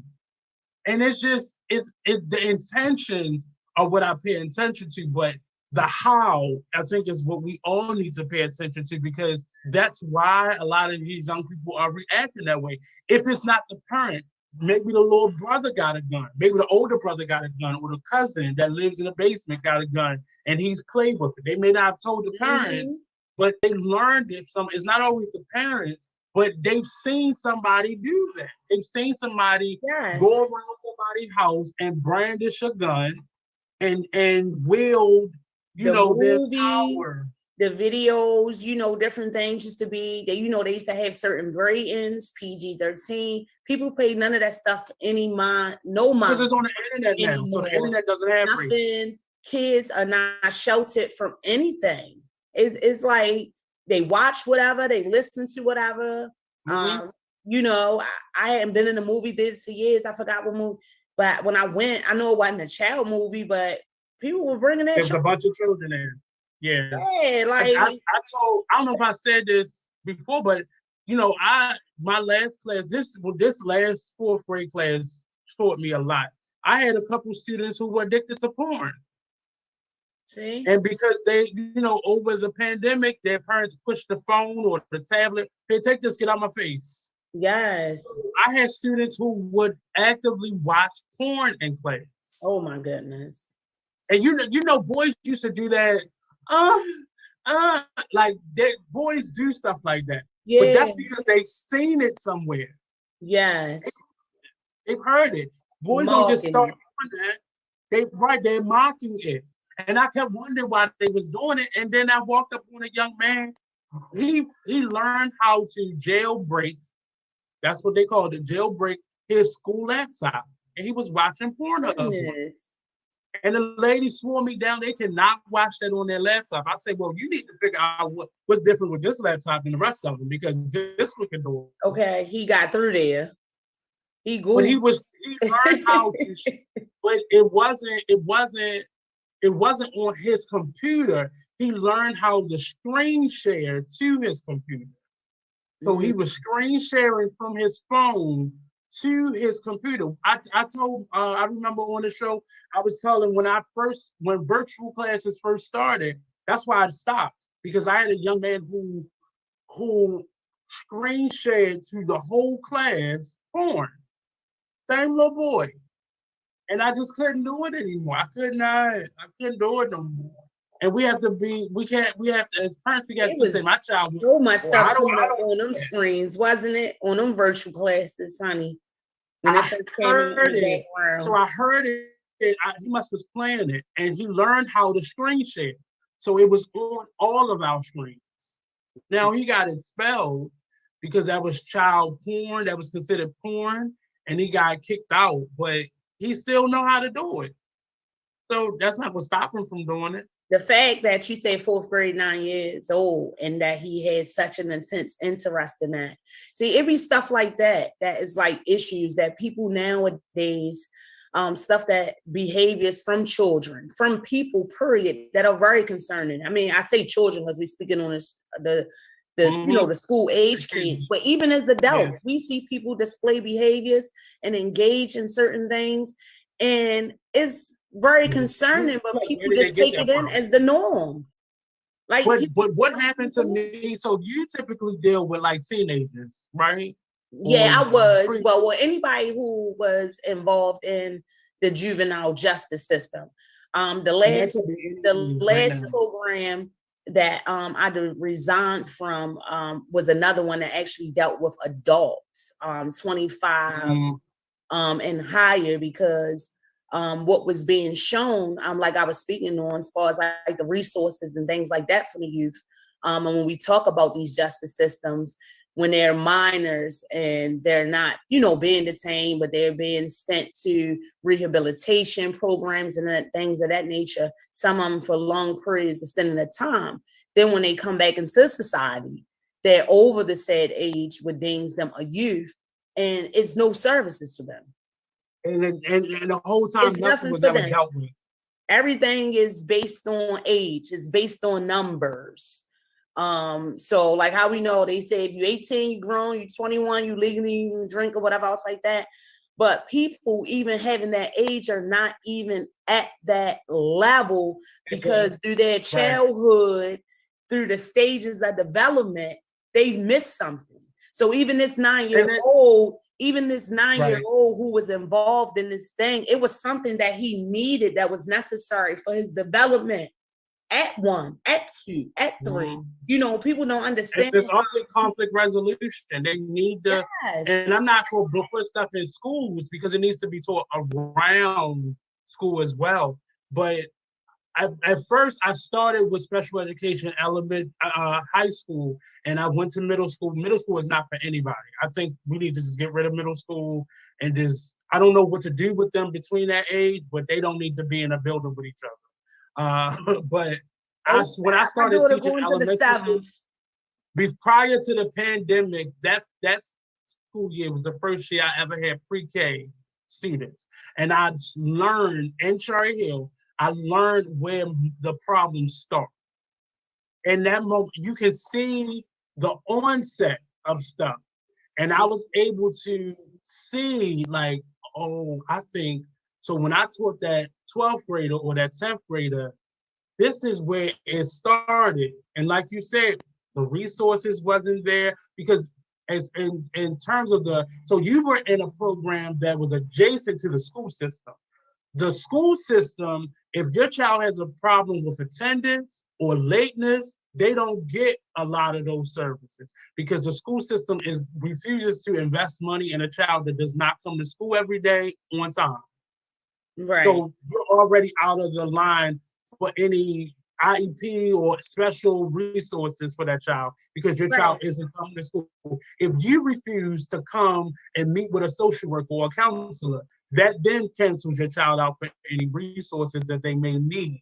Because in elementary school, they have guidance counselors, they have social workers, they have therapists, rehabilitation. All of those things exist in elementary schools right now, not just in middle and high schools, and elementary schools. But if you don't show up for your child, they're not going to show up for your child. Oh. So that problem with him now, because that if the little boy was 9, that means he was like in the 4th grade. Yeah, and do you believe? And I'm telling you, that's the child that I'm working with. Those are the ages that I'm working with, and that's what I say. They are. When I saw their ability, and the problem is, so that young man was 9 right now. Before the pandemic started, he was probably leaving the 1st grade. He doesn't have any socializing skills or social skills. Yeah, so that then becomes a problem with this right. So this pandemic period, right. So if he was in middle school or high school, he may have gotten a little bit of it. But if your child was in the 4th or 5th grade, they were just leaving the 1st grade or going into the 1st grade, some of them. So they don't have any social skills, peer-to-peer skills. And they being on a computer, you don't learn that because you're in your own environment. And you only have your peer-to-peer skills that are within your household. So whatever that is like, if you don't have a lot of siblings or your sibling ratio is a little toxic or you're the youngest, you don't have those skill sets that are required to have conflict resolution, to think about what you're going to do before you do it.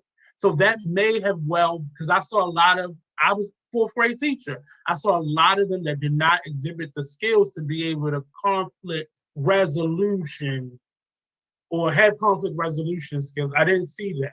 You know, when something happens, a lot of them they would look like spoiled brats that just yelled and screamed their way out of situations.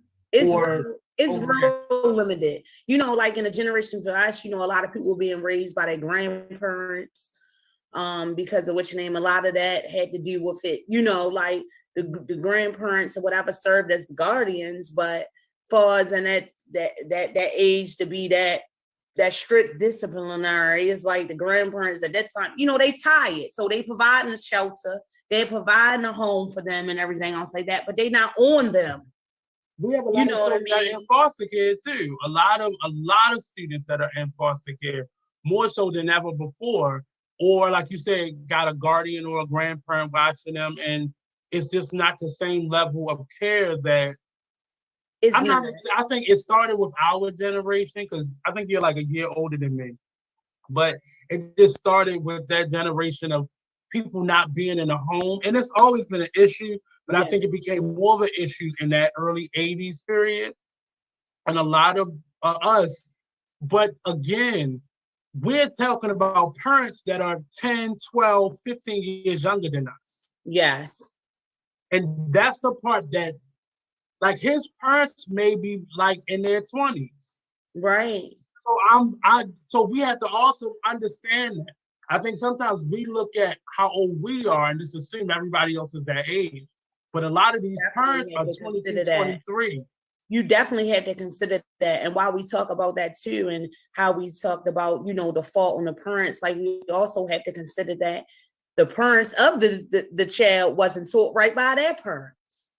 Like how I said, in those early stages of development, it was something that they did not get that was necessary.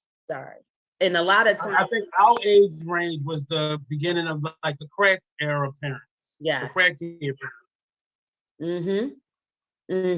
It's I hear these stories, and a lot of times I just want to like hide my eyes from it, but it's difficult to deal with because it's real.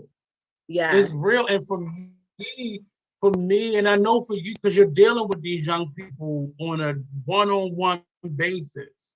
Mm-hmm. And it's just difficult to deal with it because children lie now. And children know how to get a teacher fired, and they actively do it. I had children, and it's the first time I've ever heard a child say this. I'm gonna get you fired. Mm-hmm. And in my mind, I laugh because I'm a cross your T's, dot your I type of person. So to get me fired, both of us leaving out of here. If you gonna get me fired, I'm not going alone. But just because they know all I gotta do is say you did this. Yeah. All I gotta do is, I have the verbiage. I don't know how to properly use it. One of my students he kept going to the principal, and in his mind, he was getting me fired. This was a fourth grader's mindset. I'm gonna get you fired. He went to the principal and was like, he making me raise my hand before I talk. And the principal laughed at him. I don't think she should have laughed. I think she should have corrected him. But she laughed because she was like, well, that's what you're supposed to do. Well, he's being too extra. He's extra. He's too much. Yes. Because they're so used to doing whatever. And doing whatever is no order. Is no order. Is no discipline. Just like I said, let alone if they're not getting it in a household or whatever else like that. Even if you are in a space where you have to be the one to provide some type of disciplinary or something to the child, they're not receptive of it because they're so not used to it. That's like I said. And I feel for parents like you who are active. For parents like you who are active, that's why you are having to reset your child every so often. Oh, I gotta reset mine all the time. School. Just like how you said, middle school. My daughter, who is 12, she'll be going to the 7th grade this year. Last year, her first year in middle school, it was trying. Like they were calling me every week. I'm like, what is going on? It's not my daughter. I had to go up there. No, my daughter is a queen or whatever. But what it is that when they show up in these environments and everybody is acting in a manner, it's sometimes like how it is with like games. You're either pray or you the victim. You get what I'm saying? So it's like my daughter started following suit. So running her mouth, being smart with teachers, start doing stuff. She started to mock the behaviors of other people so that they wouldn't pick with her or she wouldn't be the outcast. So I got to do this to fit in. Like I was shocked. Some of the stuff like, no, what? She cussing. And it's a child, it's children like yours who may be very mild-mannered, who may be quiet, and they're sitting in a classroom. And this is what happened. A lot of the foreign exchange students, the first-time English students, or the well-behaved students are sitting in a class and they're watching a teacher having to constantly have to take control of the class or lose control of the class. So what happens is a teacher says, Miss Chastity, your child has been talking back. And you're like, that's not my child. Well, what happens is your child then learns how to get over with the teacher. So in their way of getting over, they don't realize the teacher is keeping score and know that this is not your behavior and know that I'm going to call your mom. So they'll say something, well, I don't care to call her. because they've watched you give that other student chance after chance after chance because you don't want to have to call them because you know they will my goodness, Nate, you hit it right on the head because that will be a lot of my child's response to say, "Ma, I didn't do anything." And when these people look, I ain't worrying about nobody else. When she called me, she said your name. So for whatever reason, you know what I mean? You need to get it together.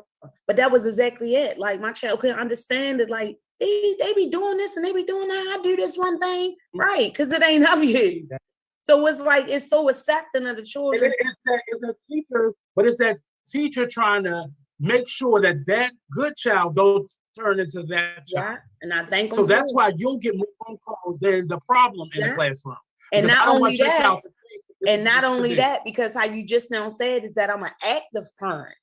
I'm an active parent. I'm attentive. I understand the importance of that teacher and parent partnership when it comes to education. Because realistically, you the mama and you the baba for them 8 hours when I had to send my child here. So I had to develop a relationship with you because I'm trusting you for the safety of my child. Not only, the safety of just, their physical safety, but their mental, their emotional. Right. You have to respond to that in school when I'm not there. So I'm big on that. I want to meet the teacher. I'll say you're 10%. You represent 10%. Yeah. You just know that other 90% is a couple different layers within them, but that other 90% isn't as active as you. Right. And that's the point I wanted to make, because that's a lot of times too why I get so many phone calls, I feel. So I don't hold it against the teachers, but it's so many parents that they call that don't respond, that don't follow up. And to me, it like gives the teacher have a correct phone number. Yes. Some of them I told the teacher, I had to tell her one time, I said, look, I understand, but don't, because I know you're going to handle. You call me for everything, and I guess she realizes that, yeah, I do, because you the only one to respond. So it was like she could talk to me about it. So it kind of was like, even in instances she was venting. So yeah, she was calling to talk about my child, but she would also disclose, everything that's going on and and I would say okay, and I would try to respond in a way to be supportive, because like I said, I know it's a lot. I always say that now. She's trying to figure out, what, and I've done this. So we're trying to figure out, well, if this parenting works, how can I apply what she's doing to these children in school? Because somebody like me, I don't have any children. So I need to figure out what the hell is Chaz doing with her child, that I could call her and I see the difference very next day. Or if I call you in the middle of the day, I see the difference immediately. Right here, know for sure if I call their mother. They got one of their mothers like, don't keep having that fucking teacher call my phone. Yeah. Or they know the parent don't have the right phone number. Yeah. Or the teachers don't have the right phone number. They know that the step parent that's on the list not even with the mother no more. Don't even care what you call them for. They're not even gonna answer. So they know the routine already. So you're gonna get, and I try to warn parents like you, like I'm gonna call you because I know your child. I don't ever want your child to feel like they could be like this child over here. Because it was in a classroom before I even contact you, that child has disconnected, and now they don't care no more. So now they begin to or behavioral issues with the teacher. Yeah. Sometimes I just had to talk to my daughter every morning, just coaching her, just reminding her. So now the teacher is a class. Yeah. Yeah. I used to have to. I apologize, Nate. It was cutting up a little bit, so I don't know if I cut you off and you threw it. But yeah, it was like a constant thing for me, like, because I know that she was going in an environment and I recognized how fast and how fast she could switch and like be this whole other person. And it just was like her survival mode to be up in the school like this. That's why I made it my business to transport my child to and from school. You're not going to get on the public. You know, you already got to deal with it in the school, but I don't want you to have to deal with it. You know, I try to do little things to combat against the influence that I know that she was involved with, because I wasn't there. And in all reality, she still got to live her own flight, you know, but it's different. And you know, talking to my child and just the stuff that she has to encounter, children, period. Like how you said, 4th grade. So this was middle school. And so when I started really talking to my daughter and learning some of the stuff that was going on or certain things that she has observed or whatever, and I'm like, wow, dang. So these behaviors that she began to, it was like her defense mechanism. So I don't get picked on. So nobody don't think that I'm, you know, and then also on the other side, some teachers, because they're so used to being in this environment, that they have this hostile, like how we said, response to children. So a lot of these. You just said it, it's survival. Yeah, it's survival. Like as a teacher, you have to survive in those classrooms. Yeah. And it's not many parents that look at the 365. They don't look at the 360. I mean, they don't look at the 360 view of that, because that teacher, how many times have you had over the pandemic? How many times did you have to repeat yourself to your child? How many times did you raise your? Many of you parents felt it, and you got a very mild version of it because you still have a certain level of authority over your child. Imagine not having that authority. Right. Imagine, that's what I said. That can't make the threat that I'll whip your ass or the punish. Okay. Like that. You better pull my rap sheet. Shit, I'm just telling you. You better pull my sheet. Because I'll never disrespect your child. Right. But I will get you. Talking to. Yes. I would get you. And so I give them a glimpse of, oh shit, my mother said that to me. So right. Some of them get it. They like, oh, he been here before. He not.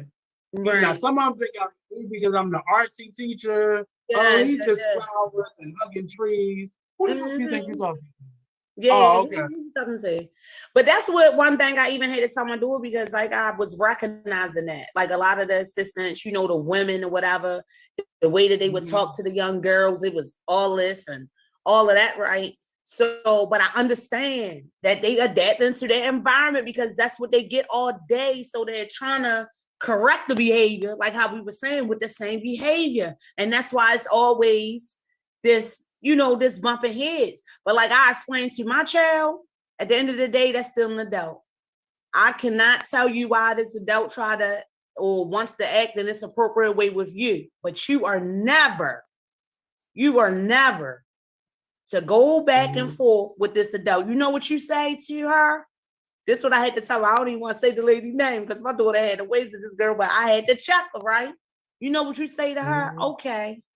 I'll let my mother know. You can discuss it with my mother. Don't threaten her. But just let her know, because you're at the age to know that when somebody is being smart or whatever, I'll say that, okay, I'll let my mother know. And that's how I used to have to follow up with her. Those are not, how you doing? You have, but you articulated it correctly to your child, because most children, parents will say that to that child, but not articulate it in a way where you still be respectful. Because I've had plenty of children say to me, I'm gonna get my mother to you. I'm gonna get my mother to come up here for you. And I'm like, well, get her, because I'm not scared of your mother. And the first thing that the mother, because then they go and tell the parent exactly what I said. And they'll say, well, I thought it was inappropriate for you to say you're not scared of me. I'm not scared of you. Right. The child just threatened me. So what you told your child to come here to do, they took you literally. And you didn't tell them to and I'm gonna get my mother and I'm gonna bring them in. Sometimes I could be wrong. I don't even gotta say that. Just say okay. But my whole point of giving her, you know, advising her in that way, because like I told her, no matter the situation, even how you saying, yeah, they were wrong. They're an adult for being wrong. They talk wrong or whatever. You know, you're at the age to know when someone is talking to you inappropriate. But what I needed my child to understand is that Either way. I might have been one of them, especially at your child's school. I definitely may have been one of them after school parents. Okay. Okay. That she probably came on. But that man, he told me, he my said, child, in middle school, my child is up Connections. Yeah, I've been there before. Next to the school. That's the school that I'm talking about, and that's where she is. But it's like I told her, it's never okay for you to be disrespectful, because even if the grown lady or the grown man was saying something inappropriate to you, you're still a child. And guess what? And I don't play that. Sometimes the problem wasn't that they did something wrong. It's the reaction. Because if I'm trying to, if you see me, because most times children don't understand how to negotiate situations. So if you see me trying to calm this student down, and you and that student may have had a conflict, I'm gonna say, have a seat. So now you mad because my tone to you sounded differently. But you see me trying to handle a student, so he's not giving him or her not giving you problems anymore. Nate, we talking so good. Yes, we talking so good. You know, they say it's time to wrap it on up on the artist to show. Okay, I don't be money. Money don't scare me. But we'll be back next. And please check out You Better. Did I say it right? You better live your life. You better live.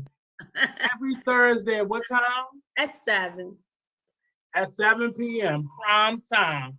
Every Saturday, every Thursday at 7 p.m. You Better Live with Miss Chaz. ChasReal. Come on, join ChasReal. Come on, join us. And we come on every Friday at 7, 24 hours later. You get another batch of foolishness.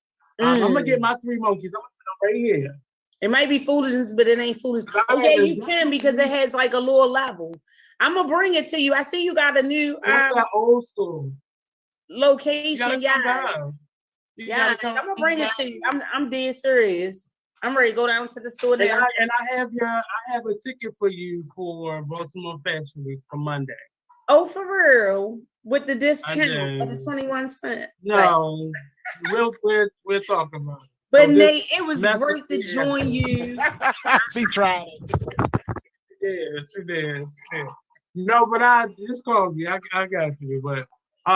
But yes, I'm tired.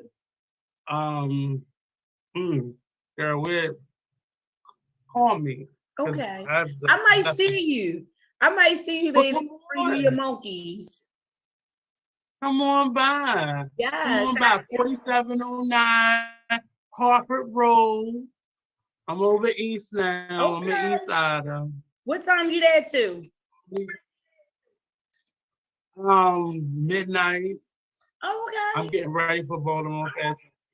Okay, do it. I get the work. Girl. Oh, you know it. You know what you about to feel it. This is about 8 years in for me here, and you about to feel it because money is a handful. Round of applause. Just saying. Now I gotta see every weekend. Oh my God. You can do it though. That's why I kept talking.